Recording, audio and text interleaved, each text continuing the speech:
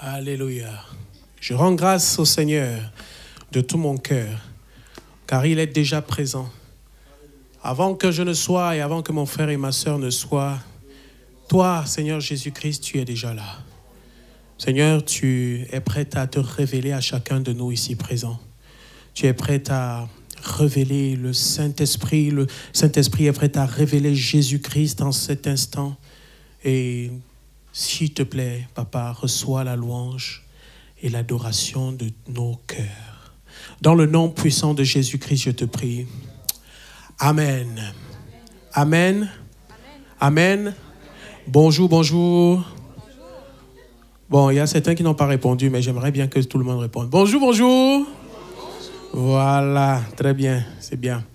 Nous sommes très contents et très heureux de vous voir et de partager ce moment ensemble. On va louer et adorer. Peut-être toi aussi qui es sur Internet et qui n'a pas eu le temps de venir dans une église physique, tu peux aussi danser avec nous. Amen. Voilà, c'est une très bonne chose. Dieu est bon en tout temps. Amen. Je le crois. Tu le crois aussi? Amen. Oui, dans la détresse, ne t'inquiète pas. Ce n'est pas pour dire qu'il ne va pas te laisser avoir quelques... Oui, il peut permettre que la détresse t'arrive. Il peut permettre que tu passes par la vallée de l'ombre de la mort. Mais il a promis qu'il sera avec toi tous les jours jusqu'à la fin du monde. Dieu est bon en tout temps. Dieu est bon en tout temps. Il a mis ce chant de louange en moi. Dieu est bon en tout temps. À travers la nuit, sa lumière jaillit. Dieu est bon. Dieu est bon en tout temps. Dieu est bon en tout temps. Il a mis ce chant de louange en moi. Dieu est bon en tout temps. À travers la nuit, sa lumière jaillit. Dieu est bon. Dieu est bon en tout temps. Si tu marches dans les ténèbres et que l'ombre t'envahit, ne crains pas, il te guide et il te protégera. Il a promis d'être avec toi, jamais il ne t'abandonnera. Dieu est bon en tout temps. Il a mis ce chant de louange en moi. Dieu est bon en tout temps.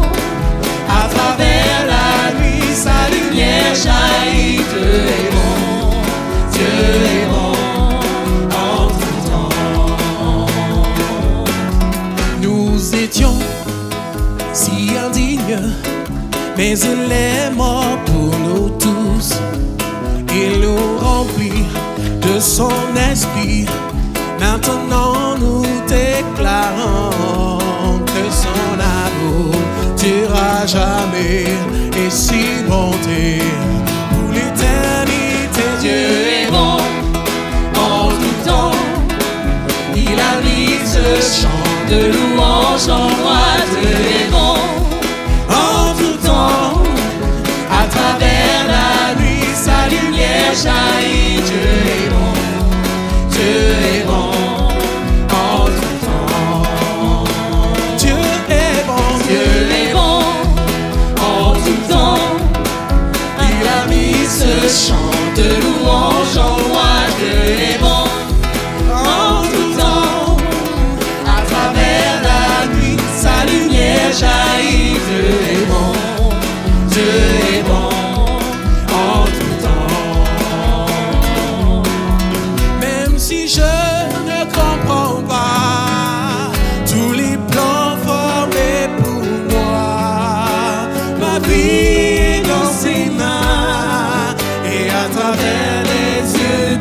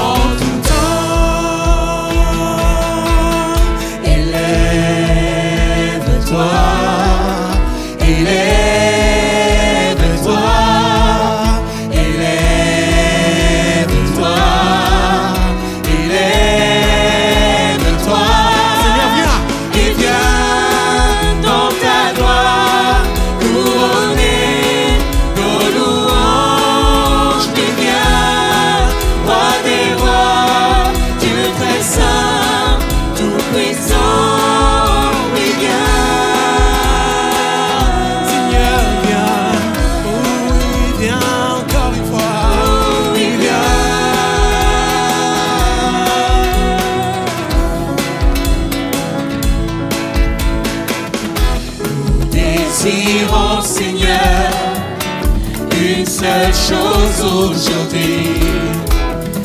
Alors que nous chantons, viens transformer nos vies. Élève-toi, élève-toi. Encore une fois, élève-toi, Seigneur. Élève-toi.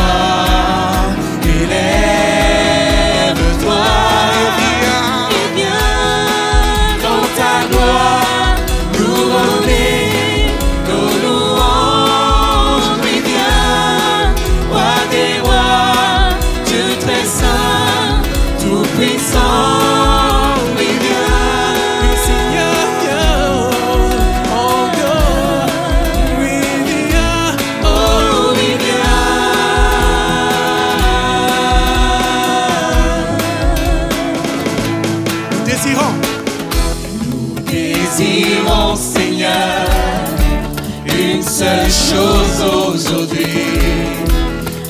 Alors que nous chantons, viens transformer. Nous désirons, Seigneur, une seule chose aujourd'hui.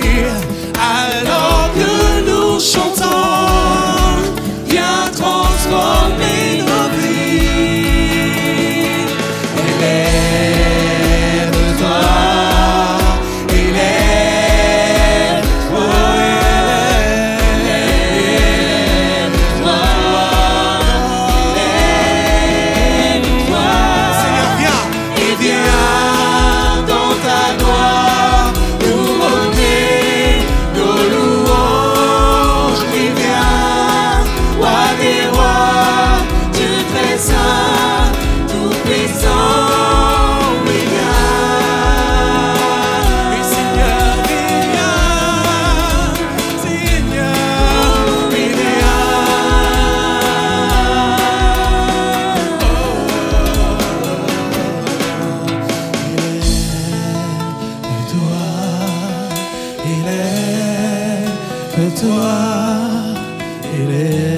Élève-toi, élève-toi. Encore une fois, élève-toi, élève-toi, élève-toi, élève-toi, élève-toi, élève-toi. Élève-toi maintenant, Seigneur. Nous avons besoin de toi.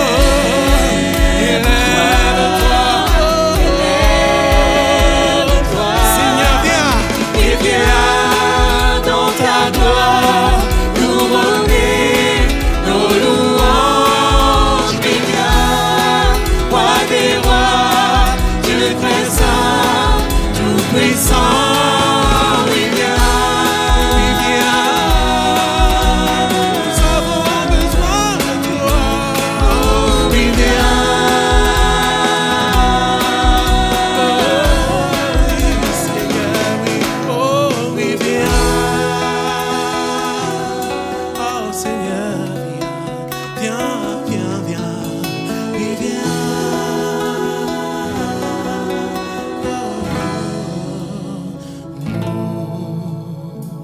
Viens, viens, viens, Seigneur. Le Seigneur est là. Il est là. Et maintenant, il veut faire quelque chose dans nos vies. Il veut faire quelque chose dans la vie de ta famille. Y a-t-il quelqu'un ici qui a donné son cœur à Jésus et dont son père, sa mère, son frère, sa sœur n'ont pas encore fait cette rencontre? Alors le Seigneur veut te donner aujourd'hui la possibilité d'espérer, de croire, de prier pour que le salut touche le cœur. Dans le nom de Jésus. Maintenant, Seigneur.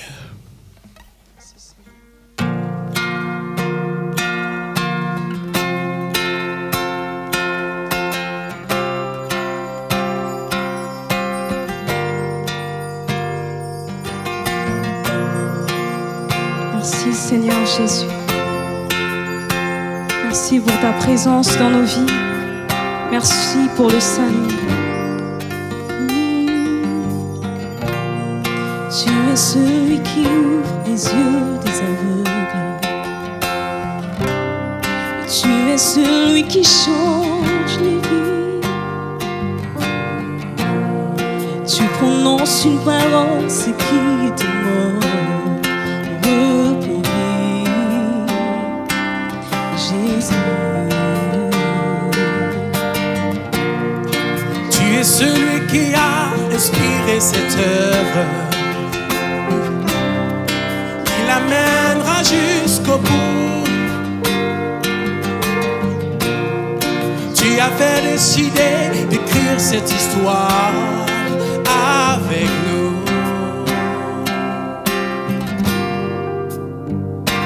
Maintenant, Seigneur, souffle sur nos pays, envahis nos villages, viens toucher nos familles, viens Seigneur. Maintenant, Seigneur, fais connaître le nom qui peut guérir les nations, le nom de Jésus-Christ.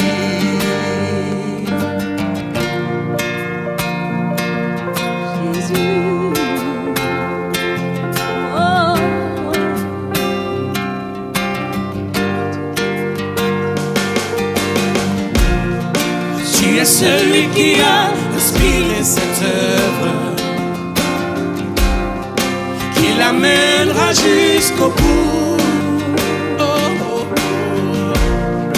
Tu as fait décider d'écrire cette histoire avec nous. Maintenant, Seigneur, souffle sur nos pays, envahis nos villages, viens toucher nos familles, Viens maintenant. Maintenant, Seigneur, fais connaître le nom qui peut guérir les nations, le nom de Jésus-Christ. Maintenant, Seigneur, souffle sur nos pays, envahis nos villages, viens toucher nos familles. Viens Seigneur. Maintenant, Seigneur, fais connaître le nom qui peut guérir les nations, le nom de Jésus-Christ. Les défis sont grands, nous en avons conscience. Tu les connais mieux que nous, Jésus. Mais nous voulons croire que rien n'est impossible. Saint-Esprit, nous demandons que maintenant, Seigneur, souffle sur nos pays, envahis nos villages, viens toucher nos familles, Viens toucher Seigneur. Maintenant, Seigneur, fais connaître le nom qui peut guérir les nations, le nom de Jésus. Maintenant, Seigneur, souffle sur nos pays, Envahis Seigneur. envahis nos villages, viens toucher nos familles. Viens Seigneur. Maintenant, Seigneur, fais connaître le nom qui peut guérir les nations, le nom de Jésus-Christ.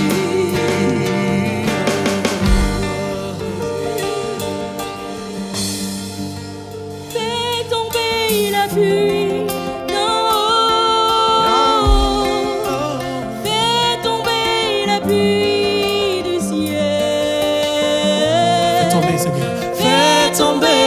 pluie d'en haut.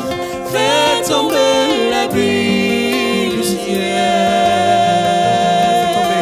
Fais tomber la pluie d'en haut. Fais tomber la pluie du ciel. Fais tomber la pluie d'en haut. Fais tomber la pluie du ciel. Ouvre les écluses, Seigneur. Fais tomber la pluie du ciel. Ouvre encore les écluses, Seigneur. Ouvre les écluses, Seigneur. Fais tomber la pluie du ciel. Fais tomber. Fais tomber la pluie. Fais tomber la pluie du ciel. Fais tomber. Fais tomber la pluie. Fais tomber la pluie du ciel.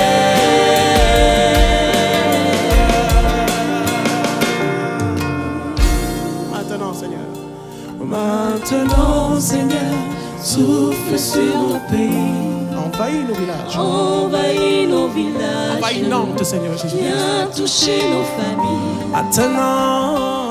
Maintenant, Seigneur, Fais connaître le nom de Jésus. le nom Qui peut guérir les nations. de guérir les Le nations. nom de Jésus-Christ. Nom de Jésus. Encore une fois, mon frère. Maintenant. Maintenant, Seigneur, souffle sur nos pays.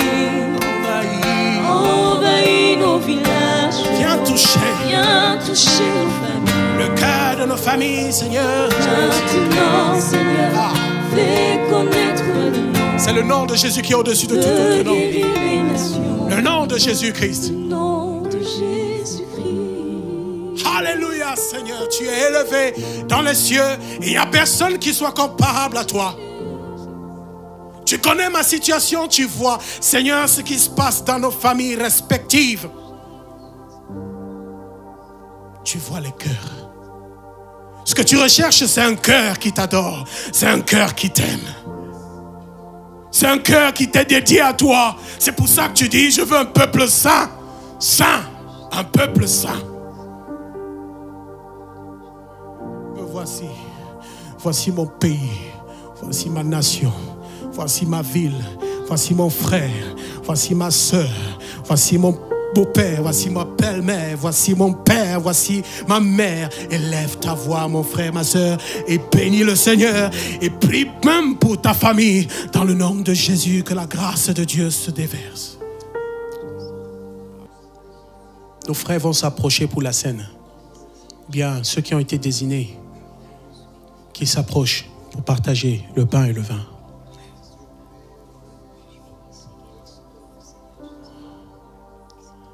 Entre-temps,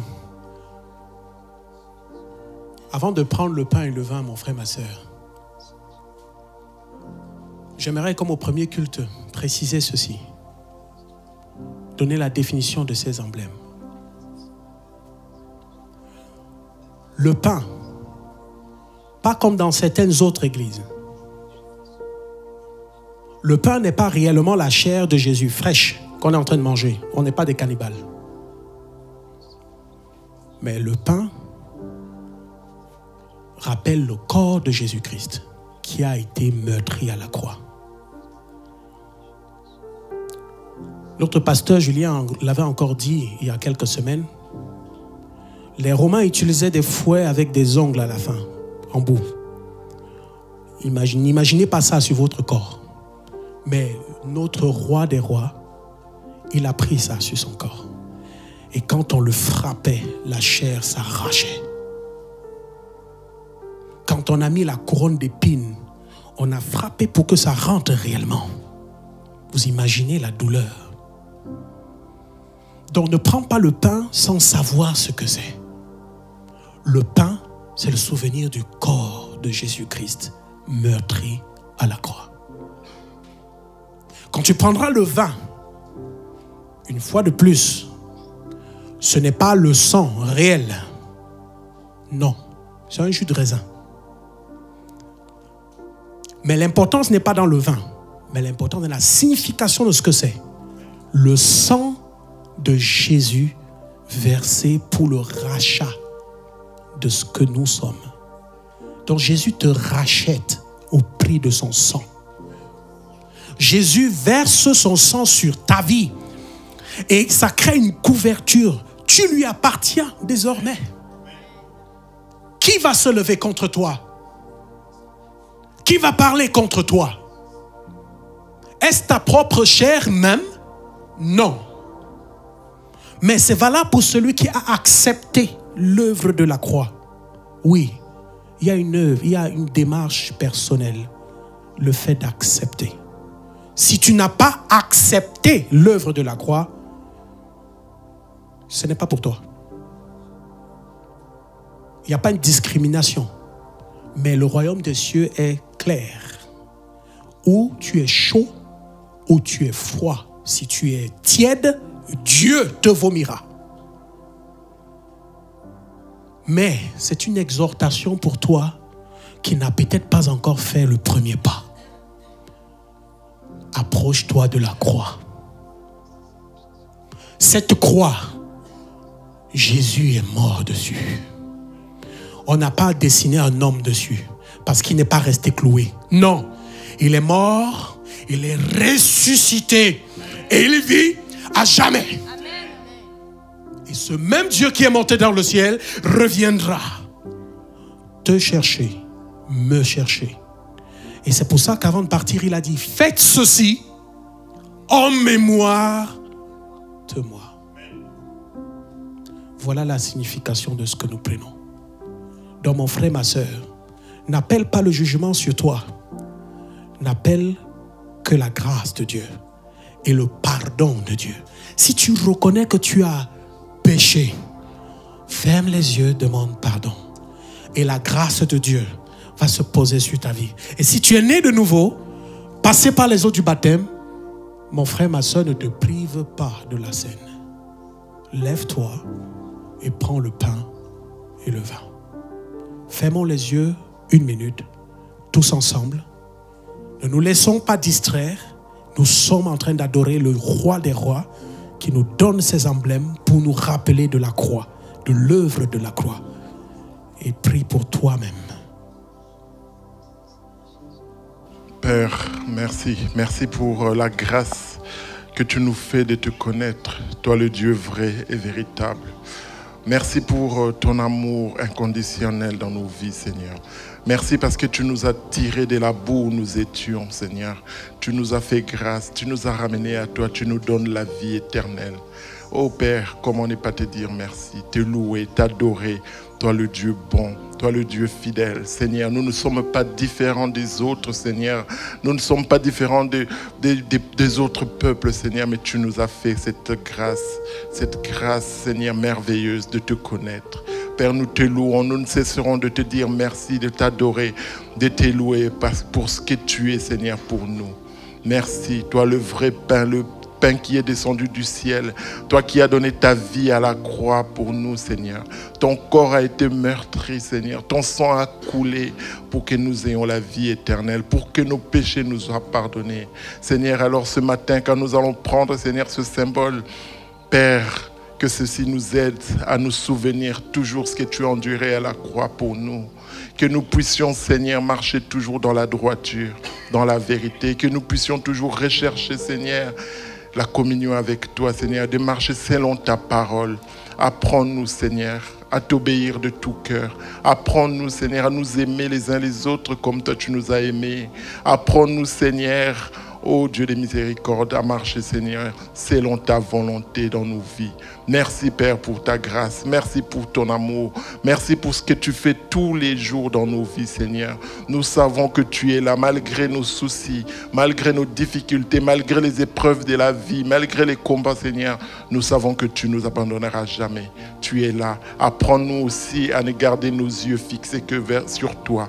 le Fils de l'homme, toi qui es assis à la droite de Dieu majestueux. Apprends-nous, Seigneur, à garder nos regards toujours fixés vers toi, quelle que soit la tempête qui pourrait traverser, Seigneur, quel que soit, Seigneur, le vent, quelles que soient les difficultés de la vie, nous voulons garder nos yeux tournés vers toi, qui a donné ta vie à la croix de Golgotha. Tu as dit tout est accompli. Oui, Seigneur, ton œuvre était parfaite. Tu as tout accompli à la croix, Seigneur. Tu es la solution à nos problèmes. Tu es celui qui nous donne la vie. Tu es celui qui nous pardonne nos péchés. Tu es celui qui dirige nos vies. Tu es celui qui éclaire nos chemins, Seigneur. Merci pour ton amour. Merci pour ta grâce. Merci pour ta parole. Au nom de Jésus, Amen. Amen. Mettons-nous debout, nous qui avons fait la paix avec Jésus. Nous qui avons fait la paix avec Jésus, nous aussi qui sommes passés par les eaux du baptême par obéissance, restons debout, prenons le pain et le vin et restons dans un esprit d'adoration. Adorons notre Dieu encore une fois de plus. Alléluia. Chantons ce chant ensemble. Jésus est saint. Jésus, ton royaume est parfait. Jésus, ton pouvoir est parfait. Jésus, ton amour est parfait. Jésus, oui, tu es saint. Jésus, ta puissance est parfaite. Oh, Jésus, ta puissance est parfaite. Jésus, ta grandeur. Jésus, tu as le nom au-dessus de tout autre nom. Ta grandeur est parfaite. Oui, ta douceur est parfaite. Agneau de ta Dieu. douceur est parfaite. Jésus, tu es saint. Jésus, oui, tu es saint. Quand je te contemple, ta beauté est parfaite. Jésus, ta beauté est parfaite. Et le plus beau des fils de l'homme, Jésus. Jésus, ta splendeur est parfaite. Jésus, tout en toi est parfait. Jésus, tout en toi est parfait. Jésus, tu es saint. Jésus, tu es saint. Oui, tu es saint. Oui, mon âme t'adore. Jésus, car tu es saint. Oui, tu es saint. Mon âme t'adore. Mon âme t'adore. Jésus, Jésus, car tu es saint. Car tu es saint. Oui, tu es saint. Oui, tu es saint. Mon esprit t'adore. Mon esprit t'adore.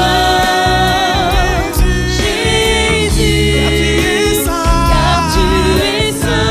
Oui, tu es saint, le saint, le saint. Tu es saint. Ton peuple t'adore. Ton peuple t'adore. Jésus, Jésus, tu es le saint des saints. car tu es saint. Saint des saints. Oui, tu es Ton saint. peuple t'adore. Ton peuple t'adore. Seigneur Jésus-Christ. Jésus, car tu es saint. car tu es Tu es le saint. saint, encore une fois. Oui, tu es saint. Mon âme t'adore. Mon âme t'adore. Jésus, Jésus, tu es saint. car tu es saint. Oui, tu es Mes saint. pensées t'adorent. Mes pensées t'adorent. Je ne veux pas seulement t'adorer du bout de lèvres, Seigneur. Je veux que tout mon être t'adore. car tu es saint. Et à toi soit toute la gloire, Oui, Seigneur tu Jésus. es saint. À toi soit toute la gloire. À toi soit toute la gloire. À toi la sainteté. À toi la sainteté. Vers toi s'élève mon âme. Vers toi s'élève mon chant. C'est toi.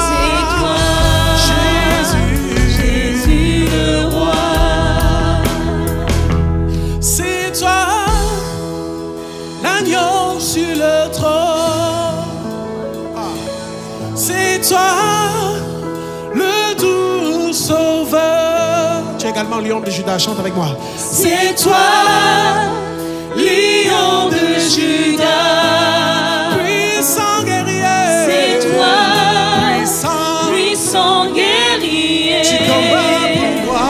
Jamais tu m'abandonnes. C'est toi qui combat pour moi.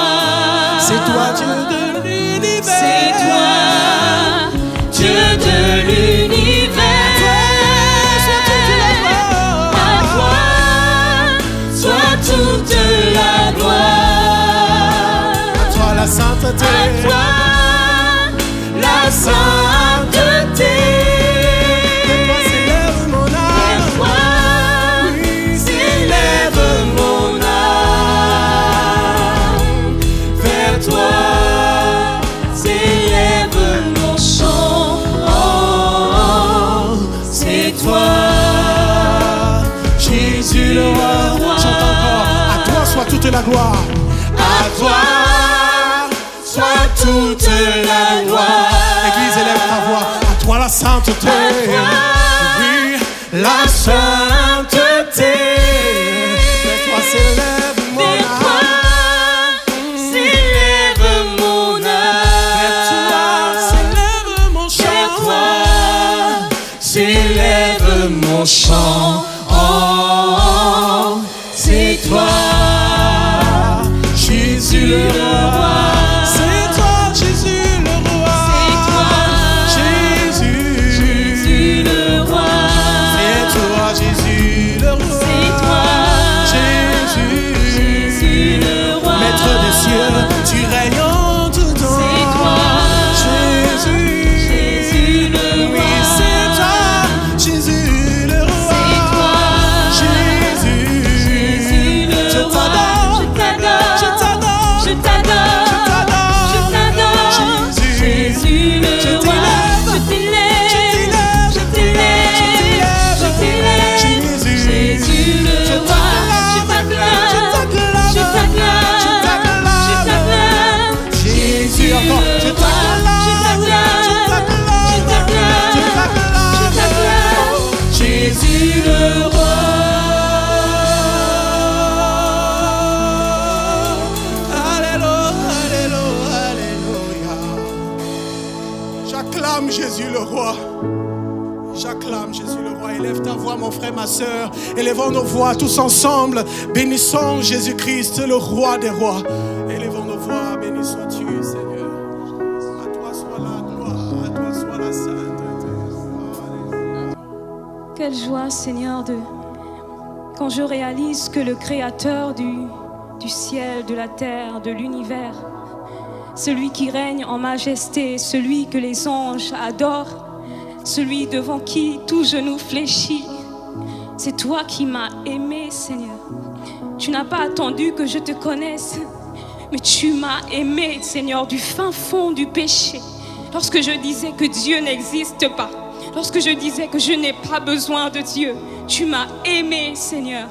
Tu m'as révélé ton amour, ta grâce et à quel point tu n'en as rien à faire de mes petits mots pleins de hargne et de colère, mais tu m'as saisi par ton amour, Seigneur.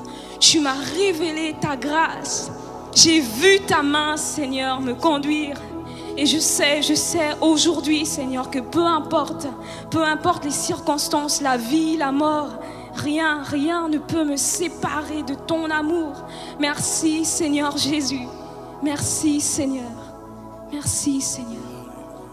À toi soit toute la gloire. À toi la sainteté. Vers toi s'élève mon âme. Vers toi s'élève mon chant. C'est toi, Jésus le roi. Encore une fois, à toi soit toute la gloire.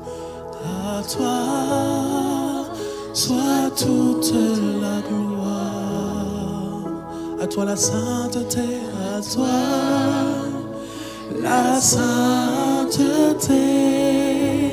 Vers toi s'élève mon âme.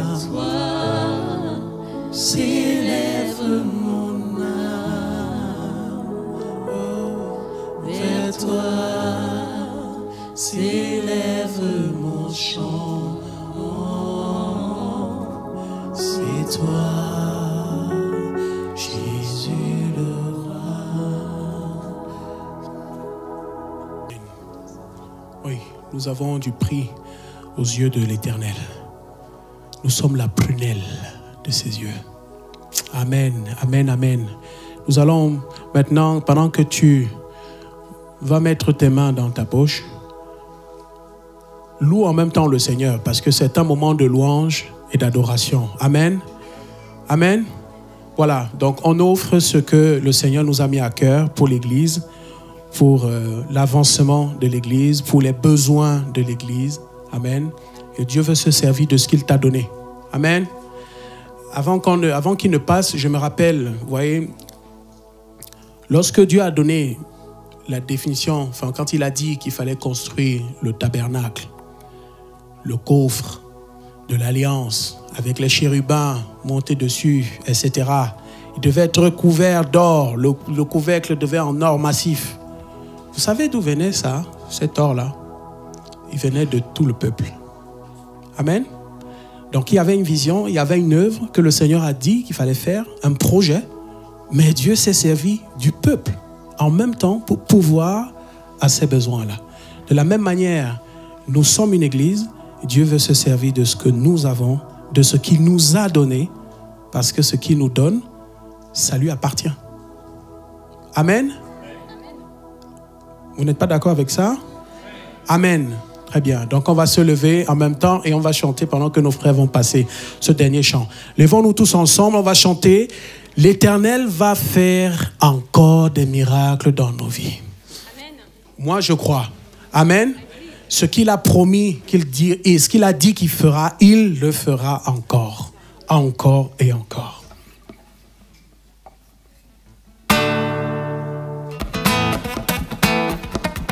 On peut taper les mains ensemble. Dieu va faire encore.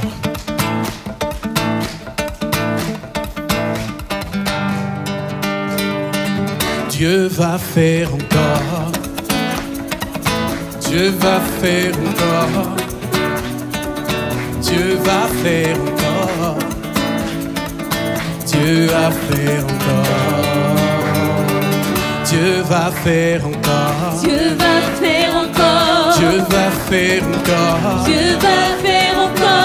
Dieu va faire encore. Dieu va faire encore. Dieu va faire encore. Alléluia. Alléluia. Il guérit les malades, il ressuscite les morts. Il est puissant pour sauver, il ne change pas. Dieu va faire des miracles, des miracles. Dieu va faire encore. Alléluia. Alléluia. Il guérit les malades, il ressuscite les morts. Il est puissant pour sauver, il ne change pas. Dieu va faire des miracles, des miracles. Dieu va faire encore. Dieu va me bénir. Dieu va me bénir. Dieu va me bénir. Dieu va me bénir. Dieu va me guérir. Dieu va me Si tu le crois, guérir. Dieu va faire encore. Dieu va me parler. Dieu va me parler. Dieu va me toucher. Dieu va me toucher. Dieu va m'élever. Dieu va faire encore. Alléluia. Il guérit les malades, il ressuscite les morts. Il est puissant pour sauver, il ne change pas. Dieu va faire des miracles, des miracles. Dieu va faire Encore. Alléluia. Alléluia. Il guérit les malades, il ressuscite les morts. Il est puissant pour sauver, il ne change pas. Dieu va faire des miracles, des miracles. Dieu va faire encore. Quand je vois les bontés de mon Dieu briller sur le toit de ma maison, mon âme bénit le Seigneur. Est-ce que tu crois? Quand quand je vois les merveilles de mon Dieu briller sur le toit de ma maison, mon âme bénit le Seigneur. Quand je vois les bontés de mon Dieu briller sur le toit de ma maison, mon âme bénit le Seigneur. Quand je vois les merveilles de mon Dieu briller sur le toit de ma maison, mon âme bénit le Seigneur. Oui, mon âme bénit le Seigneur. Mon âme bénit le Seigneur. Mon âme bénit le Seigneur. Mon âme bénit le Seigneur. Mon âme bénit le Seigneur. Mon âme bénit le Seigneur. Mon âme bénit le Seigneur. Mon âme bénit le Seigneur. Il guérit les malades, il ressuscite les morts. Il est puissant pour sauver, il ne change pas. Dieu va faire des miracles. Si tu crois, des miracles. tu peux dire encore avec moi. Oui, alléluia. Alléluia. Il guérit les malades, il ressuscite les morts. Il est puissant pour sauver, il ne change pas. Dieu va faire des miracles. Des miracles, Dieu va faire. Alléluia. Alléluia. Il guérit les malades, il ressuscite les morts. Il est puissant pour sauver, il ne change pas. Dieu va faire des miracles, des miracles. Dieu va faire. Une dernière fois. Alléluia. Alléluia. Il guérit les malades, il ressuscite les morts. Il est puissant pour sauver, il ne change pas. Dieu va faire des miracles, des miracles. Dieu va faire encore. Alléluia. Tu feras encore. Tu ne te fatigues pas. Tu ne te fatigues pas, Seigneur. Tu agis encore. Béni sois-tu, Seigneur Jésus. Seigneur notre Dieu, nous te rendons grâce, nous te bénissons pour ce que tu es, pour ton amour, pour le souffle de vie que tu ne cesses de nous donner, Père. Merci. Seigneur notre Dieu, je remets en tes mains ces offrandes, Père, que tu puisses les bénir, que tu puisses les sanctifier, Papa, que tu puisses utiliser puissamment, Seigneur, ceux qui sont à la charge de gérer cette offrande, Papa, qu'ils puissent l'utiliser selon ta volonté, Papa, afin que ton œuvre puisse être accomplie comme toi tu le désires, Père éternel notre Dieu. Tu connais tous les projets que nous avons au niveau de l'Église, Seigneur, que ce soit les projets de construction, de rénovation pour Châteaubriand, Papa. Que toi-même tu te manifestes, Seigneur, et que ton nom soit glorifié, Père. Je remets en tes mains, Seigneur, ton serviteur qui va apporter ta parole, Seigneur. Que tu disposes nos cœurs, Seigneur, à recevoir ta parole. Que toutes sortes de mauvaises pensées, Seigneur, pouvons nous distraire, nous éloigner, Seigneur, notre Dieu, de ce que toi tu veux nous apporter, Seigneur, soit banni au nom puissant de Jésus-Christ, Seigneur, notre Dieu. Guide ton serviteur, ainsi soit-il au nom de Jésus. J'ai ainsi prié. Amen.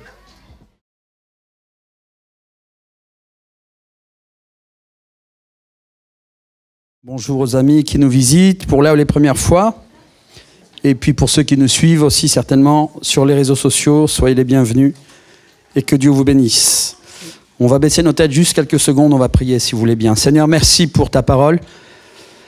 Nous sommes si petits, Seigneur, et bien limités.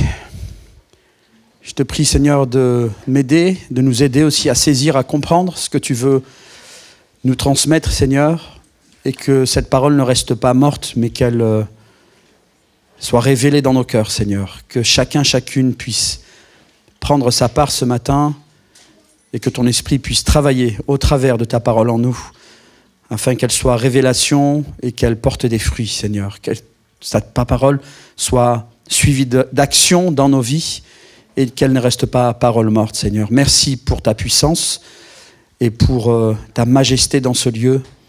Bénis ta parole et bénis chacun au nom puissant de Jésus. Amen. Amen. Alléluia. Vous allez bien? Bon, visiblement, vous n'allez pas tous bien. Si? Ça va? Alléluia. Donc, ça va aller mieux dans quelques minutes. Je radote pas au si jamais la pensée vous venait à l'esprit, vous aurez l'impression que je vais radoter ce matin parce que je vais reprendre une bonne partie de ce que nous avons vu il y a un mois, un peu plus d'un mois, je crois que c'était le 20 août, la dernière fois où nous avions partagé la parole, où j'avais partagé la parole avec vous sur un thème particulier. On peut afficher, commencer à afficher le premier slide, merci JP. Et en fait, là, cette série, je l'ai appelée « Signes et défis de la fin des temps ». Parce que les signes, ce n'est pas seulement des signes, mais c'est des défis aussi pour nous. C'est des défis pour le monde et des défis pour l'Église. Quand je parle de l'Église, je parle de l'Église avec un grand E, l'Église de Christ et pas d'institution, quelle qu'elle soit.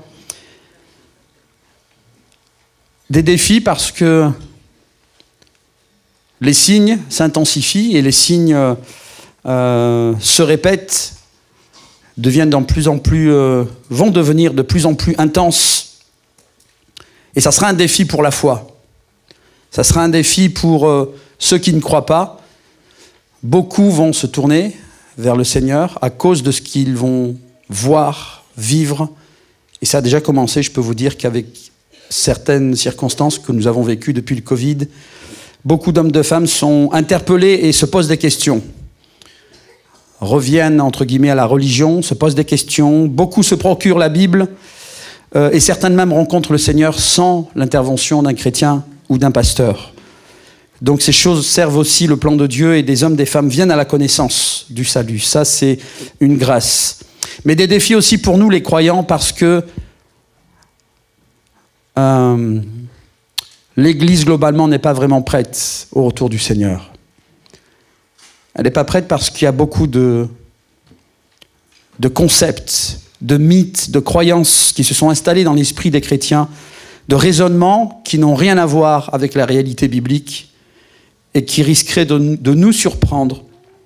Et c'est pour la raison pour laquelle Jésus a pris le temps de répéter et répéter parfois les mêmes instructions, les mêmes choses, pour être sûr qu'on ait bien compris, qu'on ait bien saisi.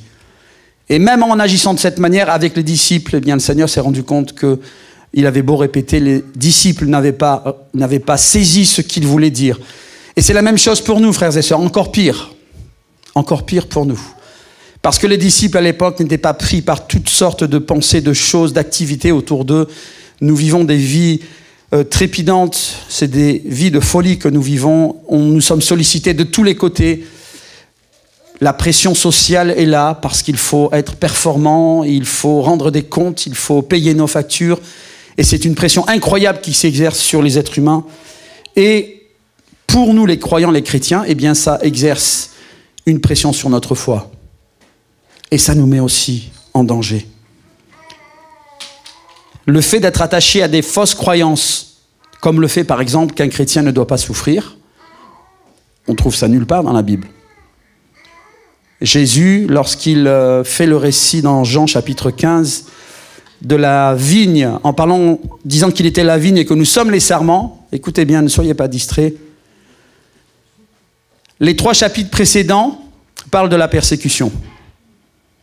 Jésus a plus parlé de la persécution que des bénédictions.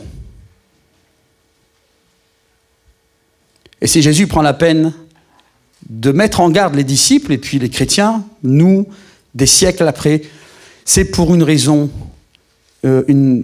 sérieuse. Et ce mythe qui s'est construit dans nos esprits, peut-être à cause de messages que nous avons entendus ou de notre façon d'interpréter, certains prédicateurs aussi ne présentent que les belles choses. On pense qu'on vient à Jésus, c'est la vie en rose et puis tout va bien, tu viens à Jésus, tu n'auras plus de problème. Moi j'ai vécu tout le contraire. La plupart d'entre nous c'est le cas. C'est quand on est venu à Jésus qu'on a commencé à vivre des problèmes parce qu'on s'est attiré la foudre d'un ennemi qui s'appelle Satan et qui depuis est en guerre avec nous, qui veut que nous défaillions dans la foi et que nous ne restions pas solides et encore moins que nous partagions l'évangile. Ça c'est la réalité. L'évangile tout rose, c'est pas dans la Bible.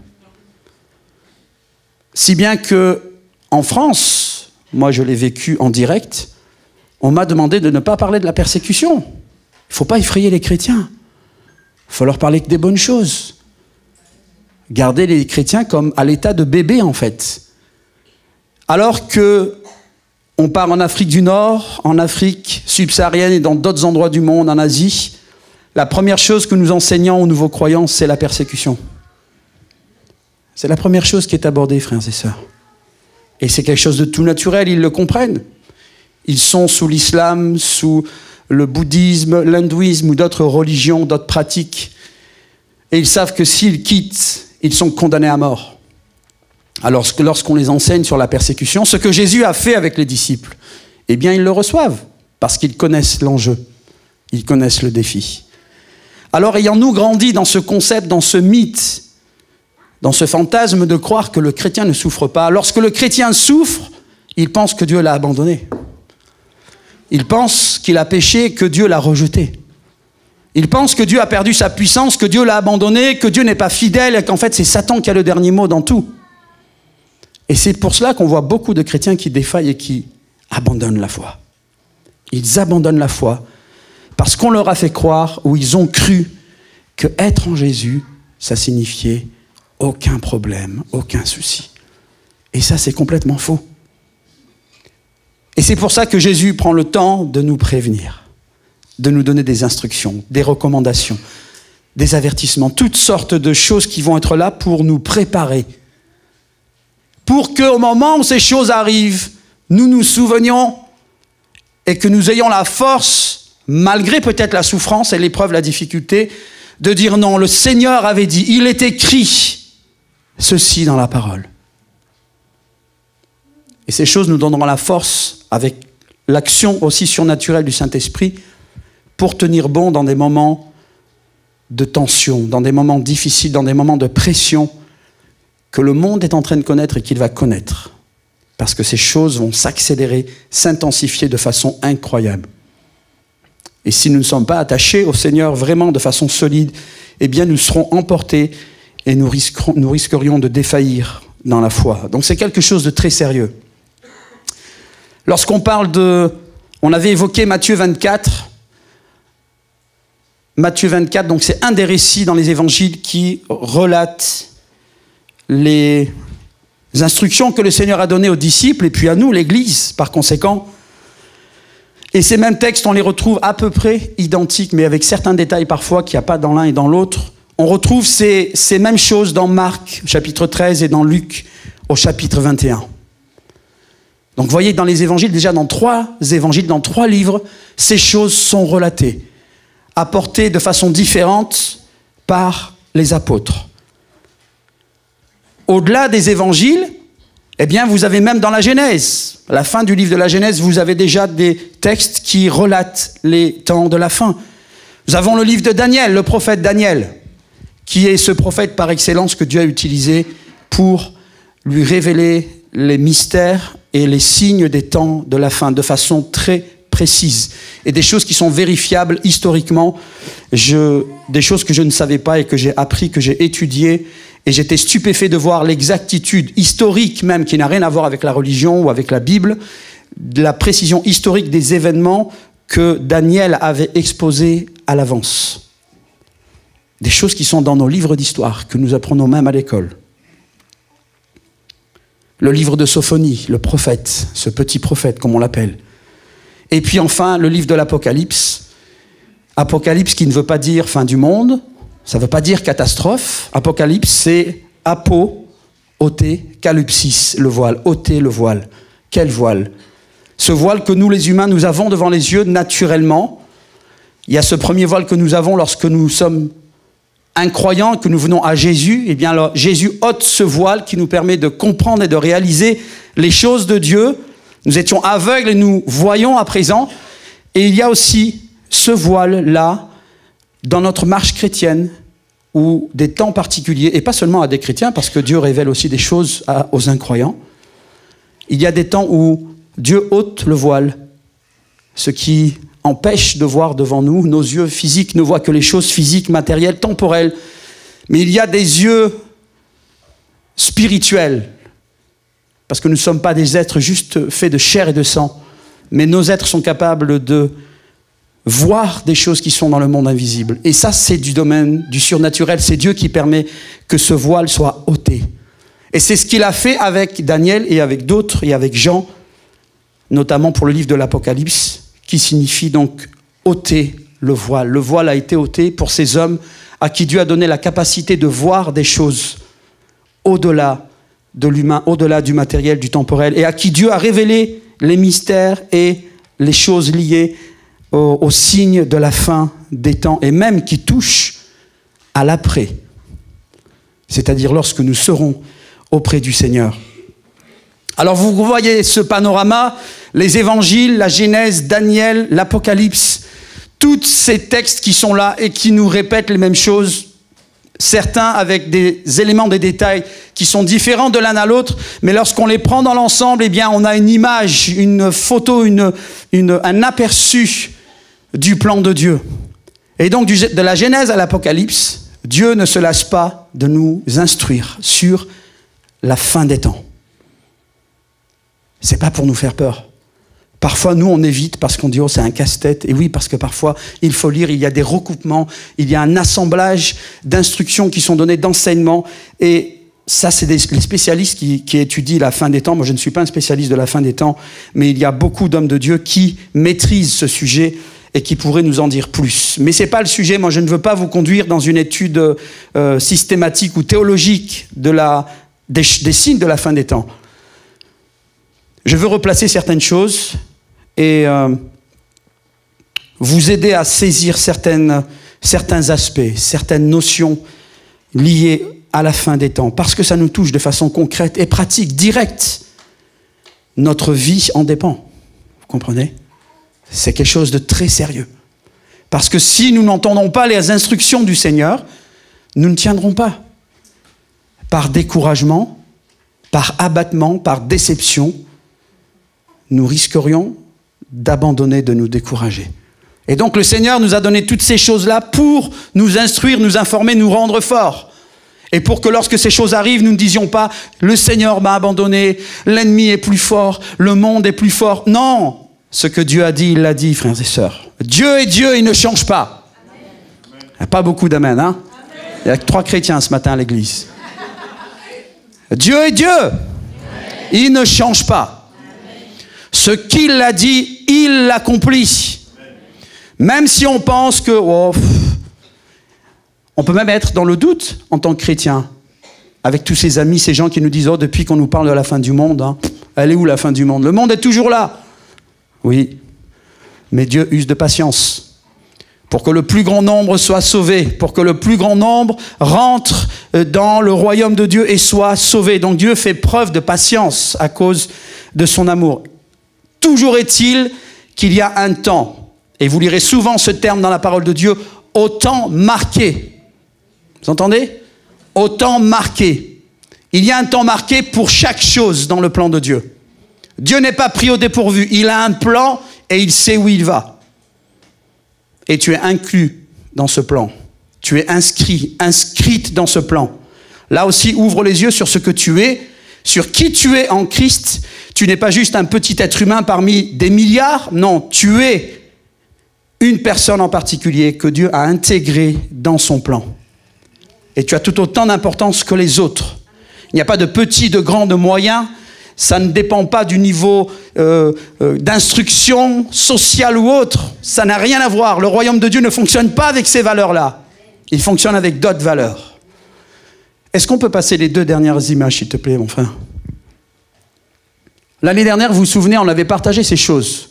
Justement, une révélation donnée au prophète Daniel. La statue, ce qu'on appelle la statue de Daniel. Cette statue dont le roi Nabuchodonosor donc, a reçu en vision. Et cette statue représente les différents royaumes. Et cette statue, on va dire qu'on va la lire par le haut, l'empire babylonien, et puis on descend les Médo-Perses, et ainsi de suite, on descend jusqu'aux pieds. Et chaque partie du corps représente une période de l'humanité, représente des royaumes. La tête, le torse et les bras, la taille, les jambes, et enfin les pieds. Et les orteils, qui sont encore une autre partie. Et ce qui est étonnant, c'est qu'on part de métaux nobles et précieux, de l'or, pour arriver au fer dans les pieds, mêlé à de l'argile. Écoutez bien, c'est très actuel ce qu'on voit là. Et c'est fascinant de voir comment Dieu a prévu les choses. Les incroyants sont tous au courant de ces choses. Quand je dis tous, en tout cas, les gens qui sont instruits, les politiques et toute autre personne instruite a connaissance de ces choses. Tout le monde connaît la statue de Daniel. On peut faire un sondage dans la rue, sauf peut-être les jeunes générations, mais tous les autres, je peux vous dire qu'ils connaissent ou ils ont quelques notions. Ils en ont au moins entendu parler. Cette statue, c'est en fait un calendrier. C'est un calendrier. Parce que la suite, tu peux remettre juste 2 secondes, excuse-moi. La suite de ces royaumes, les royaumes ont vécu à des périodes distinctes, et des royaumes qui se sont succédés pour nous amener jusqu'à la partie basse, donc au niveau des pieds, qui touchent des époques contemporaines, ou en tout cas récentes. Mais pour ce qui est en tout cas des pieds et des orteils, parce qu'il y a 10 orteils aussi, qui nous parlent de 10 royaumes. Donc suivez bien les actualités, je sais que ça fatigue avec tout ce qu'on entend, parce qu'il y a beaucoup de bêtises qui sont aussi diffusées. Mais l'actualité de nos jours, l'actualité géopolitique, si on peut dire, les guerres, les bruits de guerre, les alliances, surtout en ce moment, vous voyez ce qui se passe, les États-Unis, l'Europe, la Chine, les BRICS, la Russie, l'Ukraine, et vous voyez les alliances qui sont en train de se mettre en place. L'Europe, frères et sœurs, écoutez bien, on l'avait reçu, nous, par révélation, bien avant de comprendre les choses. Le Seigneur nous avait parlé clairement.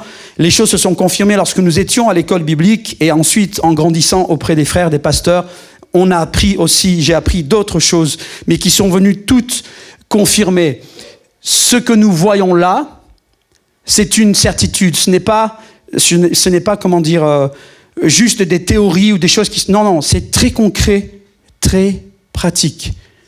Les alliances qui sont en train de prendre place en ce moment dans notre monde, c'est déterminant. Et nous sommes en plein là, dans les pieds. Ça veut dire, on est en bas. On ne peut pas aller plus bas, on est en bas de la statue. Et donc, quand on retourne la statue, si tu peux mettre la suivante, merci mon frère, j'ai couché volontairement la statue pour qu'on la lise un peu comme une frise des temps. Et je l'ai placée sur une vraie frise qui relate tous les événements majeurs dans la Bible, depuis la création dans le Jardin d'Éden jusqu'au retour de Christ. Et la statue, elle est à peu près couchée au bon endroit, au niveau du timing, au niveau du temps. Donc vous voyez, depuis la création, depuis Adam et Ève, nous sommes au pied. Donc nous sommes très proches là du retour de Christ. Nous sommes très proches. Ça se joue sur quelques années, on ne sait pas. Personne ne connaît l'heure ni le jour, mais c'est très proche. C'est très proche.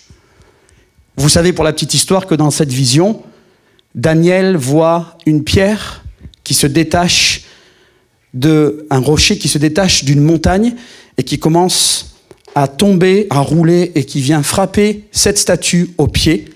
Et comme cette statue était faite d'alliances fragiles, d'argile et de fer, eh bien les pieds n'ont pas résisté et c'est la statue entière qui s'est écroulée au sol et qui s'est détruite. Et cette pierre qui est tombée, eh bien elle est devenue elle-même une grande montagne, une haute montagne. Cette montagne qui représente Christ, cette pierre qui est tombée et qui représente Christ qui vient frapper les royaumes. Donc vous voyez, tous ceux qui ont des clichés religieux avec la Bible, Jésus, c'est parce qu'on ne connaît pas, on ne nous a pas présenté l'évangile de la bonne manière. Mais il y a des interactions, même politiques, historiques, géopolitiques, et tout ce que vous voulez. Ça touche à l'histoire de l'humanité de très près. Et l'humanité est au cœur d'un plan, d'un agenda divin. Dieu a son agenda, il est là. Vous pouvez vérifier avec vos livres d'histoire, je vous donne les dates, et vous verrez l'Empire grec, l'Empire médo-perse, leur temps d'existence, et vous verrez que ces choses-là, donc, que Daniel a reçues en vision, ce ne sont pas des blagues. C'est vraiment des révélations que Dieu a données. Dieu a parlé à des hommes politiques à l'époque, Nabuchodonosor, qui a fini par comprendre et croire qui était le Dieu Tout-Puissant. On n'est pas dans la théorie, mes amis. On est vraiment dans du concret. Et nous avons là, devant les yeux, un agenda qui est déplié et qui nous montre où nous en sommes dans le calendrier de l'histoire de l'humanité. Amen. Ça donne à réfléchir. Parce que le diable sait ces choses. Et il sait que c'est bientôt la fin.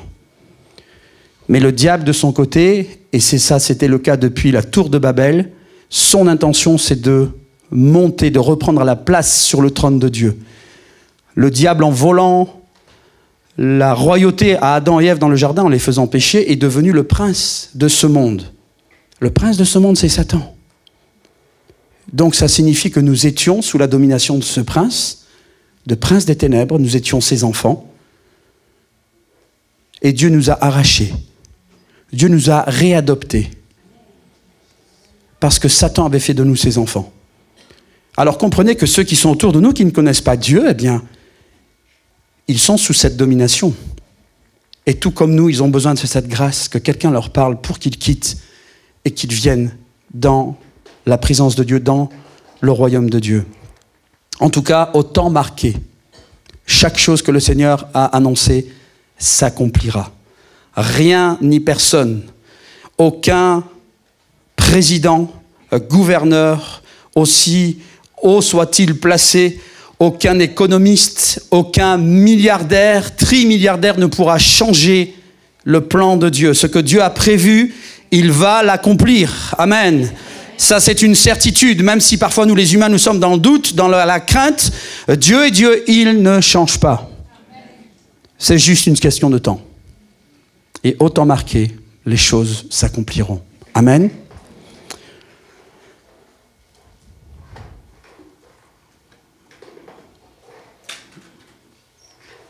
Ouvrons la parole de Dieu si vous voulez bien.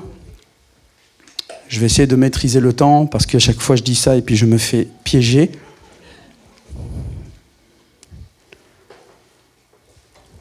Matthieu 24, s'il vous plaît.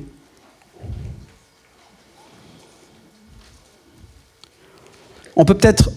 Est-ce que tu peux remettre, les premiers slides? Peut-être qu'on ait le contexte, on va faire ça rapidement et on va essayer de ne pas lire tout le texte.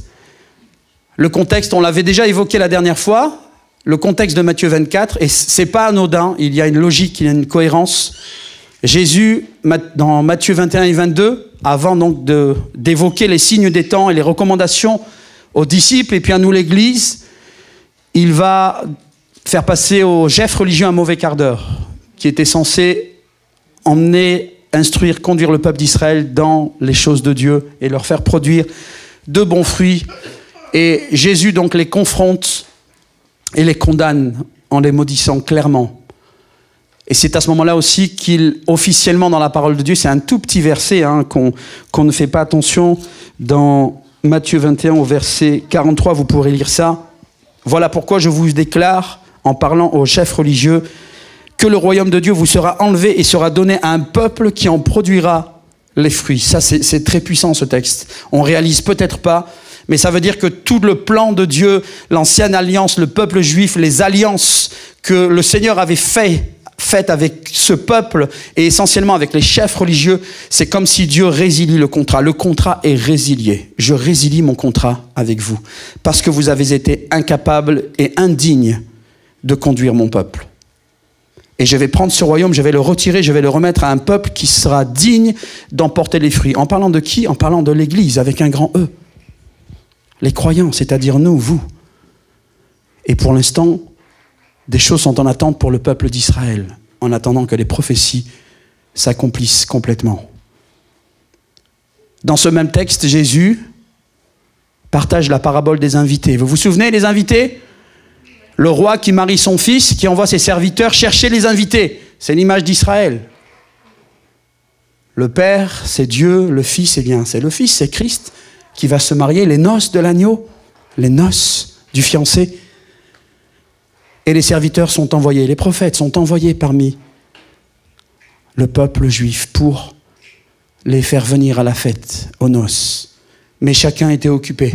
Alors le Père envoie les serviteurs et leur dit, allez chercher tous ceux qui sont à la croisée des chemins, au bord des routes, c'est-à-dire nous, les non-juifs. Et ces choses se sont accomplies. C'est carrément une parabole, on va dire, prophétique.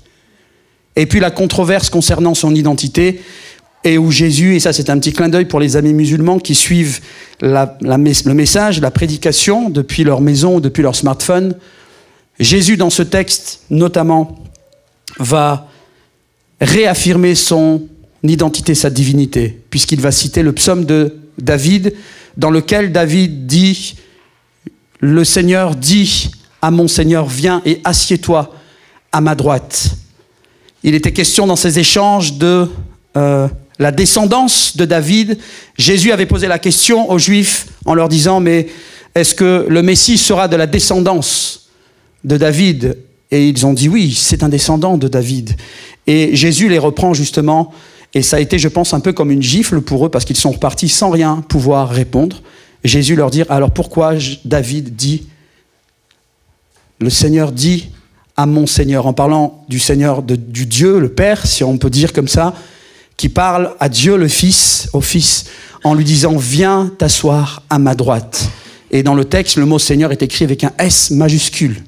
Donc, Jésus est bien plus que le descendant de David, il est ce Seigneur avec un grand S. Et donc, il affirme son identité, sa divinité, important à cause des choses qu'il va développer juste après dans Matthieu 24. Parce que les disciples ont besoin de comprendre, et nous avons besoin de comprendre que Jésus a toute autorité, toute légitimité pour aborder ces sujets. Il sait de quoi on parle. Alors il y a ce texte qui est un casse-tête chez les chrétiens et que les musulmans utilisent aussi pour dire « Mais non, Jésus n'est pas Dieu parce qu'il est écrit que personne ne connaît ni le jour ni l'heure parce que le Fils non plus ne connaît pas. » Mais c'est pas comme ça que le texte, il faut le prendre. Ça veut dire que cette notion de temps du retour de Christ, bien sûr qu'il sait quand c'est, mais ce n'est pas de son ressort. C'est au temps marqué. Par contre, il est du ressort du Père, qui lui connaît toutes choses. Et c'est de son ressort à lui de révéler quand le temps marqué va arriver. C'est dans ce sens qu'il est écrit, le Fils lui-même ne sait pas. Il le sait. Jésus sait quand il va revenir. Et on arrive enfin au chapitre 24, celui dont on parle, où toute une série d'annonces prophétiques sont faites, de recommandations. Et ces textes-là ne sont pas faits pour les incroyants, hein. Ça, c'est pour les croyants. Ça ne regarde en rien les incroyants. Jésus parle à des chrétiens et il s'adresse indirectement à l'Église. Et c'est dans ce même texte qu'il va faire état des signes des temps, c'est-à-dire les signes qui vont nous interpeller et qui vont nous faire comprendre que nous sommes effectivement dans la fin des temps. Amen. On poursuit. Chapitres 25 et 26, et là, on comprend qu'il n'y a pas de hasard. Et en fait, si vous regardez, j'ai placé en feu les textes comme ça parce que souvent ça revient, et avec Jean 15, la parabole c'est pas la parabole, la vigne et les sarments, c'est aussi un peu la même logique, la même cohérence, la même façon de faire que le Seigneur utilise. Le texte clé qui est au milieu d'un écrin, en fait. Et là, le chapitre 24 est dans un écrin, du chapitre 21, 22 et du chapitre 25 et 26, qui, eux, nous parlent, comme par hasard, de la parabole des 10 vierges. Juste après le récit, donc de Matthieu 24, Jésus emboîte directement, pour nous dans le chapitre 25, mais dans le texte et dans les échanges de Jésus, ça suit le cours, vous comprenez, il n'y a pas de coupure. Nous, on a des chapitres, mais pas dans le texte, normalement. Et Jésus fait allusion à ces 10 vierges, ce sera le sujet d'une étude plus tard, mais en tout cas, ces vierges qui étaient appelées à se préparer pour l'arrivée du fiancé. Elles devaient s'assurer d'une chose, c'est que leur lampe reste allumée et qu'elles aient assez d'huile. Pour que lorsque le maître arrive, elles soient prêtes et elles ne soient pas comment ? Elles ne soient pas assoupies. Qu'elles soient trouvées en train de veiller. Et puis ensuite, et on finit avec la parabole des talents. Je prends exprès le temps, frères et sœurs, parce que je sais que lorsqu'on reçoit un message, on en oublie 60, 70, 80%, et qu'on a besoin de réentendre les mêmes choses. Là, vous entendez des choses similaires qui sont apportées différemment, mais qui sont importantes, en tout cas pour les temps qu'on vit et pour les choses que nous allons partager ensemble, Dieu voulant. La parabole des talents qui nous parle de ces talents. On pourrait dire de façon moderne de ces lingots. Mais c'est une image de ces lingots d'or que lorsque nous venons à Christ, il nous remet. En fonction de nos capacités, eh bien, il remet un lingot, deux lingots. Toi, tu es capable d'en prendre 5. Mais c'est pour que chacun investisse et fasse fructifier ses talents. Un talent, ça représente 10 fois le salaire annuel d'une personne à l'époque. Vous vous rendez compte ? Vous touchez 1 000 euros par mois, ça fait donc 12 000 par an. Eh bien, c'est 10 fois 120 000. Et donc, quand on vient au Seigneur, le Seigneur nous donne de façon symbolique, spirituelle, au moins un talent, 120 000. Certains en ont 2, 3, 4, 5 ou plus, selon ses capacités. Mais pour que nous les fassions valoir et qu'à son retour, eh bien, celui qui en a un, il en amène 2, c'est-à-dire celui qui l'avait plus un nouveau, et 2, et ainsi de suite. Vous comprenez, cette logique, elle est là, de faire fructifier les talents. Et en parlant très simple, le premier talent que nous devrons ramener, c'est une âme au Seigneur. Vous comprenez ? On ne peut pas concevoir d'être au Seigneur et de vivre pour nous-mêmes. Nous sommes appelés à partager ce trésor, cette perle, et donc faire fructifier et ramener d'autres personnes, d'autres enfants dans la présence de Dieu, dans le royaume de Dieu. Vous êtes toujours avec moi ? On peut avancer, le suivant. Voilà, ça va nous faire gagner du temps parce que vous connaissez ce texte, on ne va pas prendre tout le temps de le lire dans Matthieu 24. Juste avant, ils sont dans le temple avec les disciples.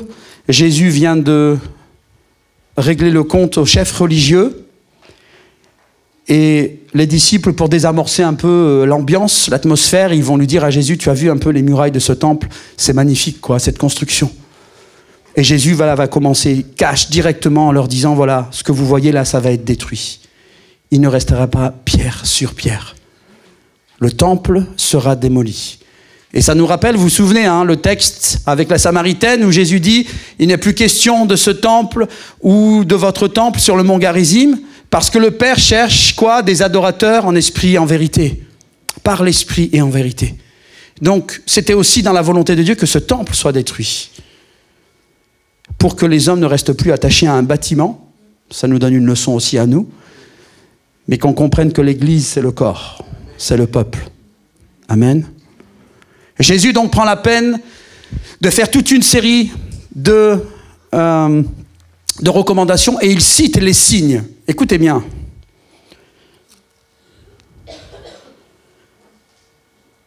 Les disciples lui posent la question, quand vont arriver ce temps ? Quand cela se produira-t-il ? Quel signe annoncera ta venue et la fin du monde ? Les disciples sont interpellés, ils lui posent la question et Jésus va leur répondre de façon concrète.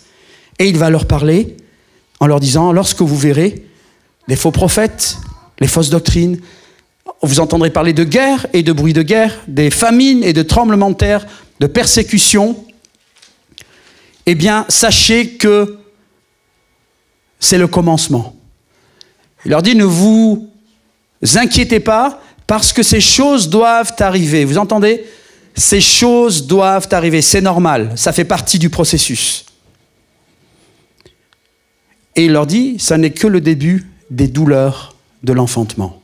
Alors on va prendre le temps 2 minutes, parce que je me suis rendu compte au premier culte qu'en fait, c'était pas complètement assimilé, pas complètement compris. Pourquoi est-ce que Jésus fait allusion à des douleurs de l'enfantement ? Qu'est-ce que ça vient faire dans le récit, en fait ? C'est quoi le but ? Combien savent ? Combien ont saisi ? C'est au clair ? Vous êtes au clair avec ça ou c'est pas très clair ? C'est quoi l'image ? Pourquoi est-ce que Jésus compare les signes des temps aux douleurs de l'enfantement que le monde doit connaître ?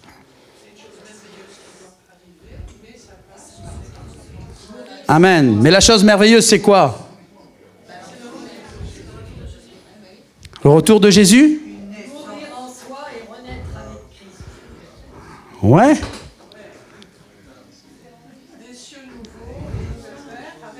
Amen. Le retour de Christ. Vous savez, quand on vient à Jésus, la promesse qu'il nous a faite, je reviendrai, je vais vous préparer une place et je reviendrai vous chercher. Ça aussi, c'est du concret, vous voyez, on n'est pas dans du blabla religieux, là. Celui qui nous a sauvés, il part, mais il va revenir. Et en plus, il nous a laissé le Saint-Esprit en attendant. Amen. Comprenez tous les soins que le Seigneur a pris, il ne nous a pas laissés comme ça. Et à ce moment-là, il dit que ça n'est que le commencement des douleurs.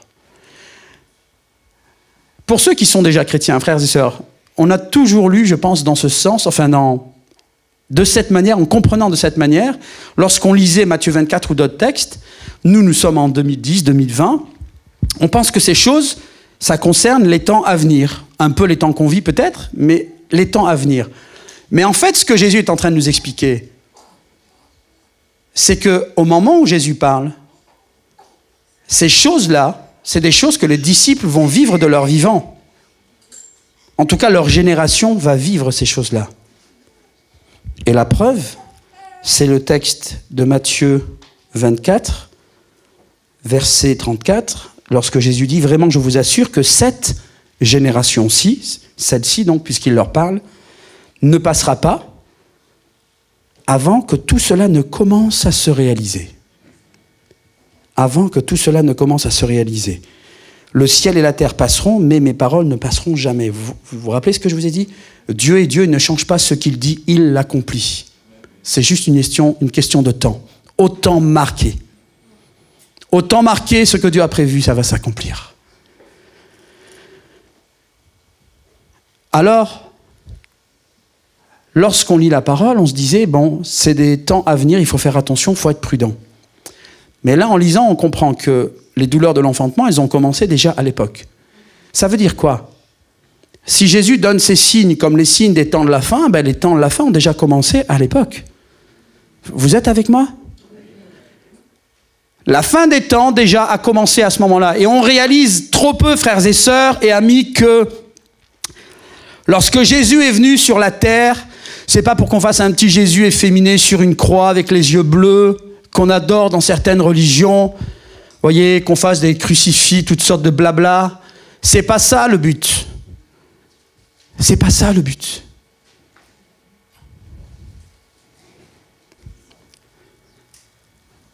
Jésus insiste. Et il veut nous faire comprendre. Et je pense à nous plus qu'aux disciples à l'époque, que la situation est bien plus sérieuse et bien plus grave. Grave dans le sens que c'est pas un drame, mais grave dans le sens sérieux. Parce que les douleurs de l'enfantement ont commencé déjà il y a 2000 ans. Et qu'on est encore plus proche de son retour que ce qu'on pourrait l'imaginer. Parce que les signes annoncés se sont déjà produits à l'époque des disciples. Et dans les années qui ont suivi, d'ailleurs, je voudrais corriger une coquille, une bêtise que j'ai partagée la dernière fois, en parlant donc d'un événement que Jésus avait annoncé. Il y a eu effectivement en 70 les Romains qui ont envahi la ville, qui ont détruit le temple à l'époque de Titus. Et puis ensuite, c'est pas en 168. 168 avec Antiochus Épiphane, c'était en moins 168, c'est-à-dire avant la venue de Christ, où le temple avait déjà été souillé par Antiochus Épiphane, qui avait sacrifié des pourceaux sur l'autel, dans le temple, et qui avait interdit la lecture de la Torah, toutes sortes de pressions sur le peuple juif. Réfléchissons au parallèle pour nous dans les temps modernes. L'arrivée de l'Antichrist bientôt, les mêmes choses vont se reproduire, frères et sœurs. Ensuite, qu'on revient à l'époque de Jésus, donc 170, le temple est détruit à l'époque de Titus, et en 131, donc c'est le temple qui va être encore souillé à l'époque donc d'Adrien. Et là, même chose qui va se reproduire qu'avec Antiochus Épiphane, c'est encore l'idole, donc leur dieu Jupiter, qui va être mis à l'honneur, à l'emplacement du temple de Jérusalem. Donc vous comprenez que parmi les contemporains, la génération, en tout cas de Jésus, certainement, des disciples, certains ont commencé à voir les guerres, les famines et les tremblements de terre. Ils ont vu cette abomination dans le temple. En tout cas, leurs enfants ont vu ces choses-là. Et eux ont cru que Jésus allait revenir à ce moment-là, c'est-à-dire il y a 2000 ans. Mais non. C'est que le début, c'est que le commencement des douleurs. Les douleurs de l'enfantement. On sait que l'aboutissement des douleurs de l'enfantement, physiquement pour une maman, c'est la délivrance du bébé. Donner la vie à un enfant. Ok ? Donc on est d'accord que si Jésus prend l'image des douleurs de l'enfantement pour les signes des temps que les nations, que le monde doit connaître, l'aboutissement de ces douleurs de l'enfantement, c'est un événement joyeux et glorieux, c'est-à-dire le retour de Christ tel qu'il l'a promis. Nous, chrétiens, nous le comprenons facilement. Et vous savez que les douleurs de l'enfantement, les contractions sont un temps particulier. Gardons toujours à l'esprit ce parallèle entre les événements des temps de la fin et puis l'accouchement d'une maman. Quand la maman commence à ressentir les contractions, il y a des premières alertes. Ah, ça commence. Je sens que les contractions commencent. Elles sont très espacées et courtes et faibles en intensité. Mais on les sent. Et le temps passant, les heures passant, qu'est-ce qui se passe? Les contractions vont commencer à s'accélérer. Et elles vont être de plus en plus fréquentes. Et en plus d'être de plus en plus fréquentes, elles vont être de plus en plus intenses. Et de plus en plus longues. Elles vont passer de 5, 10, 15, 20 secondes. Et arriver pratiquement au terme, qu'est-ce qui se passe? La maman, elle ressent les contractions toutes les 3-5 minutes. En fait, on sait à ce moment-là que c'est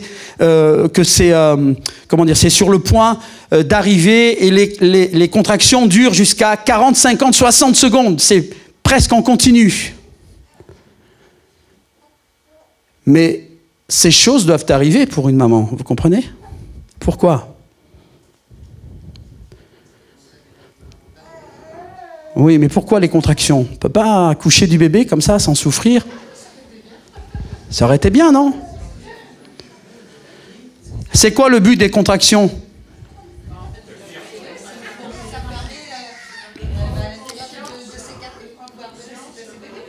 Le bébé se fait un chemin, les hanches. Le bassin, il peut pas faire sortir le bébé, hein, vous êtes d'accord? Donc les contractions, elles vont faire quoi? Elles vont agir sur le bassin de la maman. Et ça va commencer à élargir le bassin pour que le bébé puisse passer. Mais tant que les contractions ne sont pas terminées, le bébé ne sortira pas. Eh bien, le parallèle, il est là avec le Seigneur.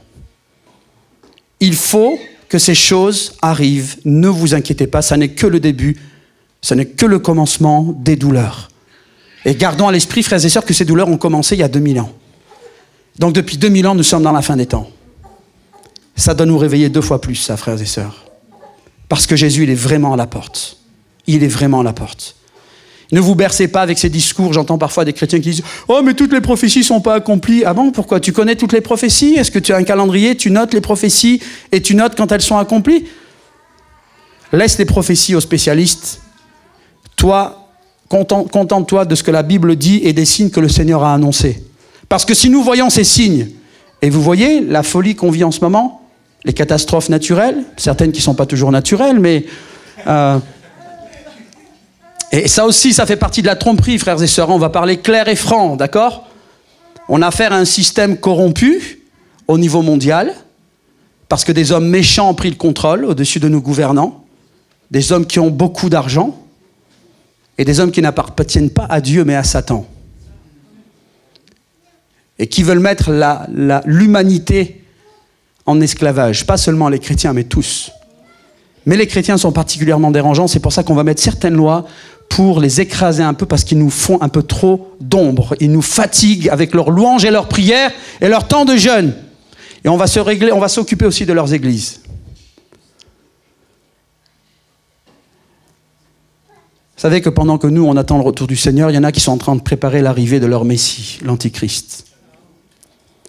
Pendant qu'il y a des enfants de Dieu, il y a les enfants du diable.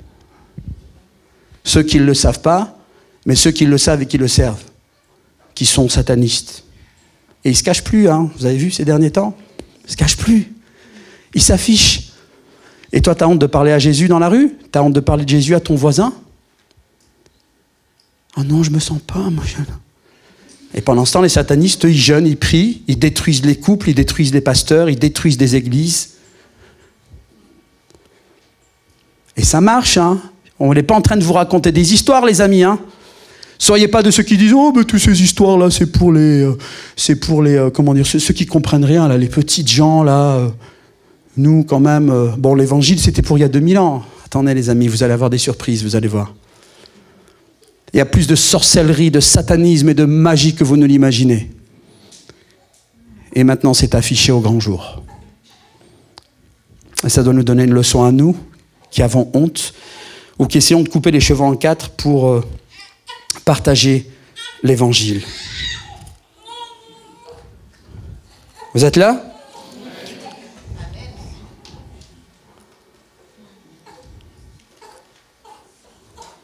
Toujours dans le chapitre 24, au verset 11, au verset 14. Non, je dis une bêtise, pardon. Il parlait des faux prophètes. Ça, bon, on n'en parle plus, il y en a tellement maintenant qu'on ne sait plus comment faire. Et il circule à fond sur les réseaux sociaux, les amis, hein, faites attention. Et un des plus grands dangers aussi, faites attention au lieu où vous allez. Et à chaque fois que vous avez un frisson, vous pensez que c'est Dieu, faites attention les amis, parce que le diable, il vous donne des frissons aussi. Quand vous sentez la chaleur, là. Tu sais d'où elle vient la chaleur? Parce que Dieu, il donne la chaleur, mais il y en a un qui te donne aussi la chaleur. Hein. Ne fixez pas votre foi et votre discernement sur des sensations, des émotions. C'est là. La parole et l'action de l'esprit dans vos vies. Amen. Je dirais même, peut-être des fois, il faut bannir même dans nos milieux ces sensations-là. Parce que les chrétiens finissent par baser leur vie que sur les sensations. Et on attribue à Dieu des choses qui viennent de Satan parfois. Soyons prudents. Parce que ces choses vont être de plus en plus intenses, même dans nos milieux. Et c'est pour ça que si on n'est pas ancré dans la parole, on va se faire embringuer dans des choses qui n'ont rien à voir avec la parole de Dieu.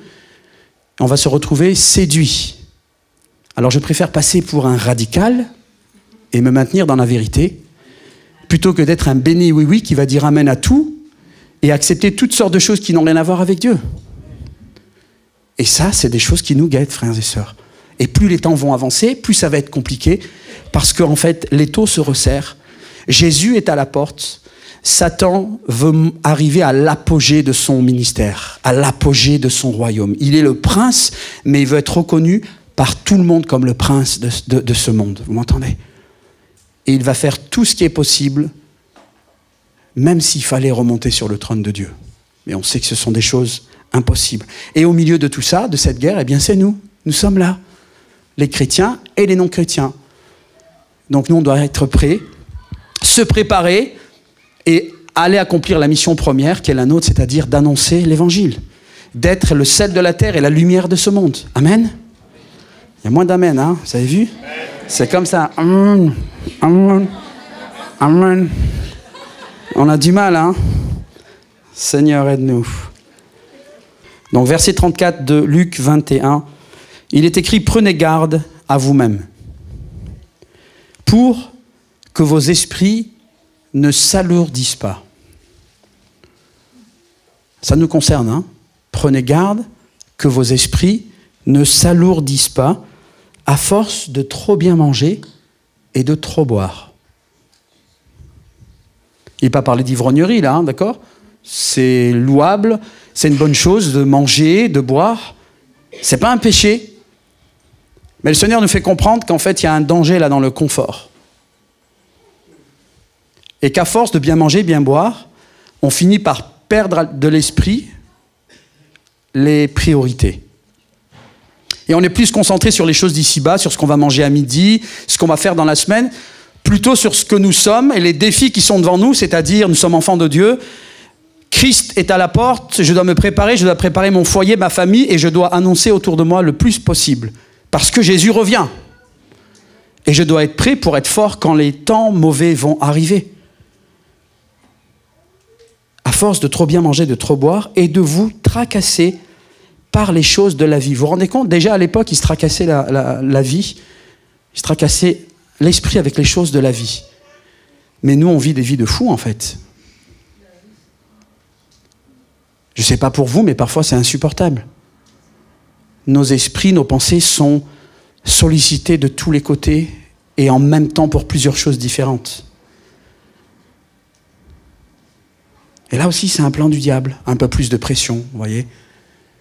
Les défis sociaux, les défis économiques, les défis liés à l'éducation, nos enfants, nos foyers, les couples, les factures à payer, les augmentations, les crises, les guerres, les bruits de guerre et tous ces trucs qui nous rendent fous et qui finissent par nous alourdir en plus du boire et du manger. Donc c'est un danger qui nous guette tous, frères et sœurs. Et c'est pour cela que Luc, là dans ce texte, nous lisons que nous devons prendre garde. Et prendre garde, c'est pas être couché sur un transat. Prendre garde, c'est qu'on est aux aguets et on est prêt. On est en posture, on est éveillé et on attend. On est prêt à parer le coup, on est prêt à se déplacer pour éviter un coup, à marcher, à partir, à fuir. Mais on n'est pas comme ça statique à attendre, vous comprenez? Et on voit trop cette apathie chez nous. On en est tous victimes. Moi aussi, parfois, j'ai envie de rien, je veux entendre personne. Je veux voir personne, je suis fatigué. J'ai pas envie de me lever, j'ai pas envie de faire ci, j'ai pas envie de faire ça. Il y a comme une lourdeur qui est sur nous. Mais on nous a prévenus. Et plus le temps va passer, plus ça va être compliqué. Parce que vous savez pourquoi? Parce qu'il y a une activité, une intensité démoniaque comme il n'y a jamais eu avant dans l'histoire de l'humanité. Ou peut-être à l'époque où Jésus est venu sur terre. Pendant que nous, on est dans nos activités, vous avez un peuple qui serve Satan, qui prie, qui jeûne pour nuire à l'humanité et au peuple de Dieu. Et c'est ce qui fait qu'après, physiquement, on ressent des trucs. Alors certains se disent, oh, lui, là, il n'est pas bien. Non, je sais de quoi je parle, frères et sœurs. Je pourrais vous raconter certaines choses, mais je préfère pas. Mais c'est une certitude. L'activité démoniaque dans ce monde a un impact sur notre vie. L'assoupissement, la fatigue, le découragement, le manque d'envie, toutes ces choses, on sait d'où ça vient. Ce n'est pas juste une fatigue physique liée aux activités professionnelles ou autres. Il y a quelque chose de particulier et on le ressent. C'est pour ça que plusieurs discussions entre chrétiens ces 2-3 dernières années, et ça s'intensifie, on sent qu'il y a quelque chose de pas naturel, il y a quelque chose de bizarre. Parce qu'il y en a qui travaillent dans les coulisses et qui ne chôment pas. Et si nous, on ne contre-attaque pas, eh bien, ça va être compliqué pour nous. Sinon, ce grand jour vous surprendra tout à coup, car il s'abattra comme un filet sur tous les habitants de la terre. Restez sur vos gardes. Restez sur vos gardes. Et ça revient souvent. C'est comme quand Jésus a demandé aux disciples de veiller avec lui un temps dans le jardin de Gethsémane. C'est toujours cette veille que le Seigneur appuie, insiste pour nous. Alors bien sûr qu'il faut dormir, les amis. Je n'ai pas dit qu'il ne faut plus dormir. Hein. Il y en a qui vont se mettre à prier 5 heures par jour ou par nuit. Non, il faut dormir, il faut bien manger. Par contre, quand des occasions nous sont données dans l'église pour prier, pour jeûner, pour être actif, ou pour vous, pour servir, eh bien faites-le, faites-le. C'est en vous, c'est comme le sport en fait dans la vie humaine, matérielle. C'est en maintenant une activité que vous vous maintenez en forme spirituellement, en vous nourrissant de la parole de Dieu et en faisant de l'exercice, c'est-à-dire en servant dans l'église et en dehors de l'église. C'est ce qui nous garde en bonne santé spirituelle et aussi physique. Restez sur vos gardes et priez sans relâche. Seigneur, c'est dur pour moi, prier sans relâche. Alors oui, je vais prier dans mon cœur, mais c'est difficile de trouver le temps de pouvoir prier des heures. Mais ce qui est important ici, c'est l'esprit, l'état d'esprit. D'être dans l'état de dépendance et de prière au Seigneur en permanence, même si on n'est pas assis sur une chaise ou couché sur un lit, en train de prier spécifiquement. Que vous ayez la force d'échapper à tout ce qui doit arriver et de vous présenter debout devant le Fils de l'homme. Amen. On est engagé dans un combat. Hein. Amen. Et j'avais oublié tout à l'heure de vous dire, la pensée m'est venue et puis c'est reparti. C'est ça que nous avons besoin de comprendre vis-à-vis de la personne de Christ. Quand Jésus est venu sur terre, c'est un nouvel ordre qui s'est mis en place. Les hommes parlent d'un ordre mondial parce qu'ils veulent contrecarrer les plans de Dieu. Dieu a dit, allez sur la terre et multipliez-vous. Les hommes, déjà à Babel, ils ont réuni, ils ont construit une tour, ils ont dit on va s'élever jusqu'à Dieu. La tour a été détruite, les hommes ont été dispersés, ils ont parlé plusieurs langues. Et là, nous retrouvons le système initial. Les hommes essayent de réunir en un seul peuple pour se faire un nom avec le nouvel ordre mondial. Donc Jésus n'est pas venu pour le fun, il n'est pas venu juste pour que son nom soit inscrit dans le calendrier. Il est venu pour déclencher un nouvel ordre. Le monde ne fonctionne plus comme il fonctionnait avant Christ. Nous vivons dans un nouvel ordre divin. Amen. Et ne faisons pas la grimace. Le Seigneur a le dernier mot, frères et sœurs. On devrait être joyeux. Seulement, il faut nous tenir à ses pieds. Que le Seigneur nous aide. Amen. Seigneur, merci pour ta parole. Merci pour les choses que tu nous transmets, Seigneur. Et merci de nous les faire comprendre. Merci de ce que tu nous donnes la force de faire tout ce qui est en notre pouvoir pour marcher fidèlement avec toi, pour te plaire. Te demandons pardon, Seigneur, pour nos péchés, nos manquements, pour notre incrédulité, pour nos excuses, pour tout ce que tu n'approuves pas, Seigneur, dans nos vies. Te demandons pardon, Seigneur, aide-nous. Renouvelle ton peuple, renouvelle nos forces, aide-nous à aller de l'avant, Seigneur. Bénis ton Église et que cette parole que nous avons lue puisse vraiment nous pénétrer, nous changer, nous transformer et nous aider à être prêts pour ton retour, Seigneur. Merci pour tes grâces et pour ta patience. Au nom puissant de Jésus, nous te prions. Amen.